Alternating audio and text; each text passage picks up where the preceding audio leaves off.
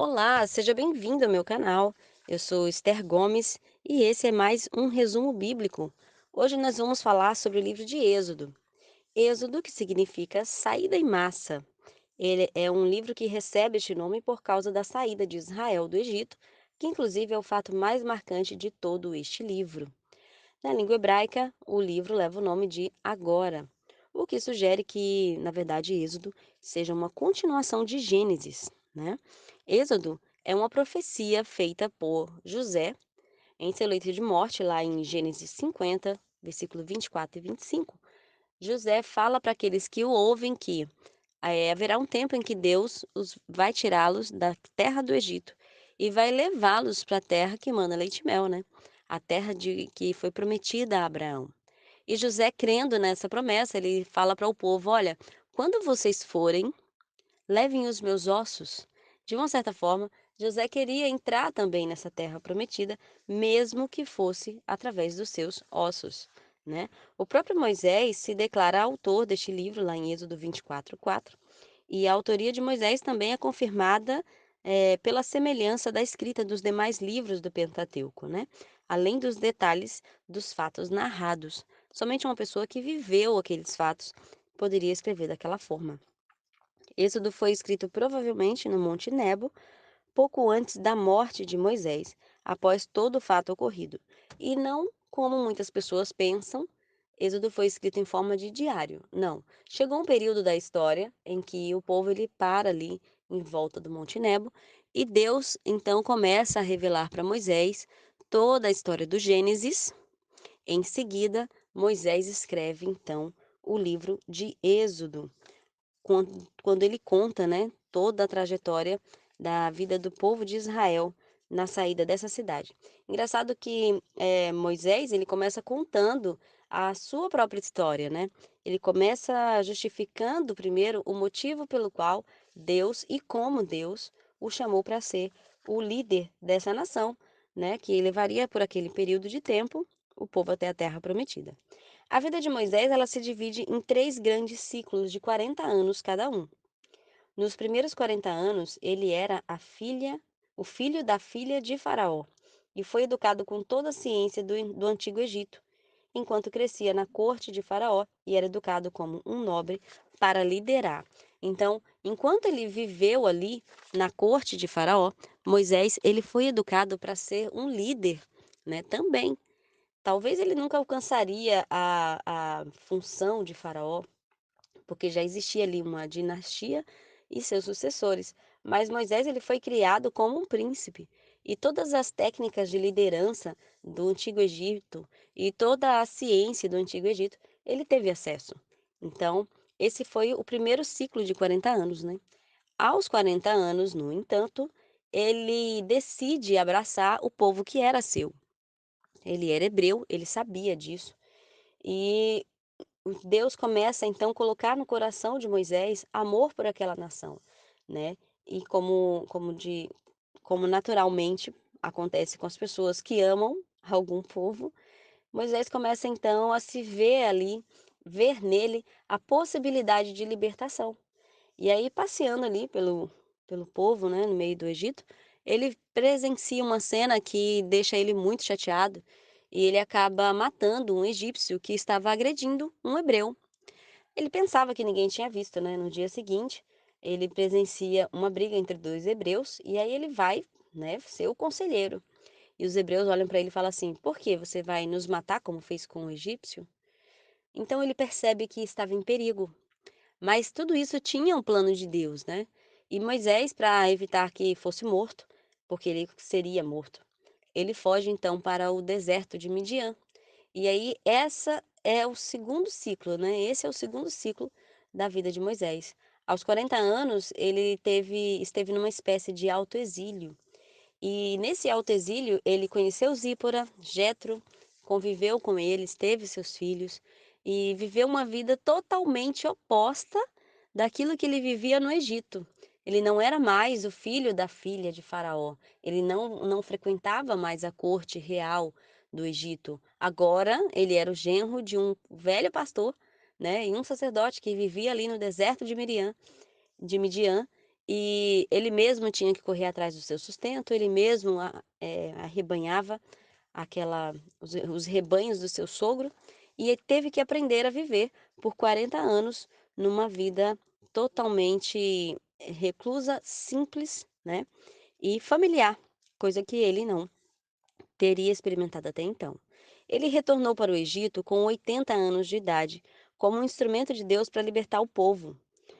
Aqui a gente vê 2 grandes problemas. Primeiro, quando ele tem aquele diálogo diante da sarça ardente com Deus, ele traz algumas justificativas por que não era interessante enviá-lo para essa função. E claro que a primeira coisa, né, no topo da lista estava o medo de morrer. Mas naquele período, naquele momento, naquele espaço de tempo, o faraó que estava governando não era mais aquele faraó na época que ele cometeu o assassinato do egípcio, né. A segunda coisa da lista que Moisés justifica para Deus, porque ele não pode ser enviado como libertador, é o fato de ele não ter eloquência no falar, né, de não saber se comunicar tão bem assim para ser um representante de uma nação. Mas Deus é tão perfeito que ele usou tanto o sistema educacional do Egito, quanto a experiência de Moisés no exílio de Midian, para prepará-lo para liderar Israel, representando o seu povo diante de Faraó. Então, tanto Moisés poderia entrar numa corte, quanto Moisés poderia viver no deserto. A preparação que Deus fez na vida dele foi perfeita, né? Dos 80 aos 120 anos, então, Moisés entra no terceiro ciclo de 40 anos da vida dele. E nesse período ele peregrinou com o povo no deserto e morreu no Monte Nebo, sem poder entrar na terra prometida devido ao juízo de Deus, né, por ter desobedecido nas águas de Meribá. Moisés então ele volta para o Egito e a Bíblia diz que ele falava e Arão projetava aquilo que ele falava para Faraó, ele funcionava como uma espécie de tradutor, né, vamos dizer assim. Não que eles, não falassem a mesma língua, sim, ele até falava egípcio também, ele foi criado assim. Mas Deus usou Arão para auxiliar Moisés, né. E nessa história do Êxodo, você vai perceber que todo o foco deste livro, ele não está só apenas na passagem do povo, né, na saída do povo, mas ele está também no grande Deus, que em todo o tempo deixou muito claro que os 400 anos ali no Egito não foi uma questão de esquecimento. Deus não esqueceu o povo dele ali. Não, veja, pense comigo, pense na lógica, né? Deus prometeu uma terra para aquele povo, a terra de Canaã. O povo que eu estou falando era a família de Jacó. Jacó tinha 12 filhos homens, uma filha mulher. Seus filhos também tiveram filhos, mas eles não eram considerados fortes o bastante para, primeiro, conquistar a terra de Canaã sozinhos, nem povoar toda aquela terra. Porque se você vê a extensão territorial de Israel, uma família contendo 12 pais de família, não vai ser suficiente para arrendar toda aquela terra e estar ali. Então Deus ele precisava primeiro fazer crescer o povo dele em números. Segundo, trabalhar no povo que ele era o único Deus e Senhor daquele povo. Mas o povo foi colocado no meio de um povo idólatra, né? Ali no Egito. Porém, eles não viviam exatamente no meio dos egípcios. Eles viviam numa cidade, uma faixa de terra separada chamada Gozém. Quando você lê a chegada deles lá em Gênesis, né, a justificativa que José dá para trazer o povo dele para cá é que era um povo que sabia trabalhar com rebanhos. Esse era um trabalho que o egípcio não queria fazer, mas o povo de Israel fazia com maestria. Então eles foram trazidos com esse intuito também. E eles foram colocados ao redor, né, das terras do Egito. Eles não viviam dentro do Egito. O lugar onde eles viviam se chamava Gozém. Tanto é que quando você vai ler sobre as pragas, a Bíblia diz que no lugar onde estavam os israelitas, né, não acontecia de chover saraiva, não acontecia as mesmas pragas ali. Então, nota-se que era um lugar separado. E aí, o que acontece? Chega um período de tempo em que Moisés volta para o Egito e traz a grande novidade: Deus me trouxe como libertador. Bom, ali é uma desconstrução de cultura. O povo teria então que aceitar essa verdade. Moisés é um libertador. E o que isso implica para nós, né? E aí vamos a perder então o ponto de conforto, né? Aqui no Egito nós temos cebola, figos, isso você vai ler, né, mais na frente. Então, o povo ele já tinha se acostumado, já tinham casas, já tinham rebanhos. Ah, tá tudo bem, a gente está sendo escravizado, mas dá para viver com isso. Mas não era isso que Deus tinha para aquele povo. Enquanto eles viviam ali 400 anos, por 400 anos, nações foram abrindo aquelas terras, matando as feras que existiam ali e fazendo as suas edificações.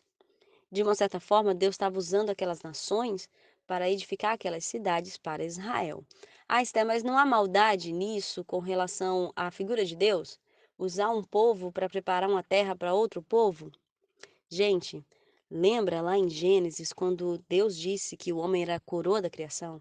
O homem foi criado para adorar a Deus, mas determinados povos decidiram adorar a si mesmo ou instituir outros deuses que não era o Senhor.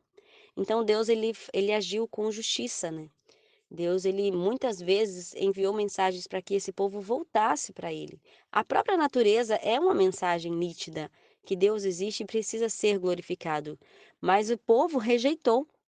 Então, o que acontece? Deus, ele usa o povo de Israel como instrumento de punição para esse povo que estava na terra de Canaã, que deu as costas para Deus. Bom, embora não tenha entrado na terra prometida, naquele momento, a Bíblia diz que em Mateus 17:3, Moisés aparece aos discípulos no Monte da Transfiguração. John MacArthur ele faz uma divisão bem interessante da história do Êxodo e está dividida em 3 blocos, né. O primeiro bloco, no livro de Êxodo, é Israel no Egito. Então ele vai falar da explosão populacional, da opressão sobre Faraó, do amadurecimento de Moisés como líder, da confrontação de Faraó e da preparação para a partida. No segundo bloco deste livro, você vai ver Israel a caminho do Sinai, saindo do Egito em pânico, atravessando o Mar Vermelho e regozijando-se, viajando no Sinai, murmurando e encontrando-se com Jetro, quando Moisés se encontra com Jetro e aprende com ele, né?